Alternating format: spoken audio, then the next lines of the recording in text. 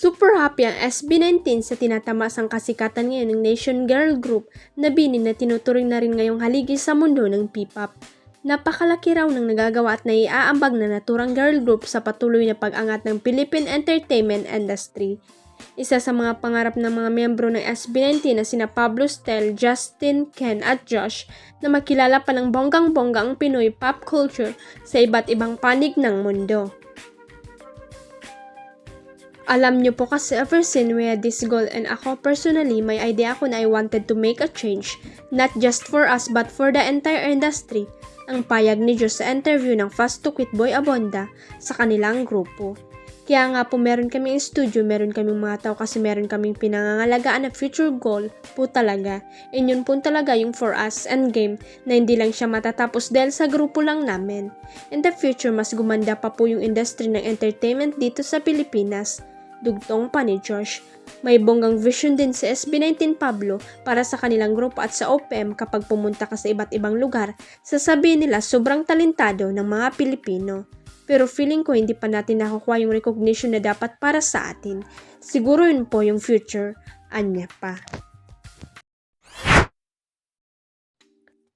Manhid ng SB19 member na si Stel Adjero sa pabalik-balik na pagkukwestiyon tungkol sa kanyang sexual orientation. Anestel, simula nang mapabilang siya sa P-pop supergroup na SB19, ay hindi na siya tinatantanan ng basher na pilit sinasabing siya ay gay. Sa panayam ng grupo sa Fast to Quit Boy Abonda nitong Martes, August 27, 2024, nagkaroon ng pagkakataon ng host na si Boy Abonda na personal na hinga ng reaksyon si Stel tungkol sa kumakalat na espekulasyon tungkol sa kanyang sexualidad. Tanong ni Boy kaakibat ng pagsikat ay ang kontrobersya. Isa na rito yung sexuality. What do you wanna say, Stel? Ayon kay Stel, hindi na bago sa kanya ang mga ganitong usapin, lalo't na't halos araw-araw ay may pumupuna sa kanyang itsura at kung paano siya manamit at gumalaw. Ganun pa man, hindi na raw ito pinagtutuunan ng pansin ni Stel dahil alam niyang hindi naman magiging kabawasan sa kanya ang mga negatibong sasabihin ng iba sa kung ano at sino siya bilang Saan niya, hindi ko nga rin po talaga maintindihan kasi unang-una po tingin po ba nila insulto yung ganung klaseng bagay?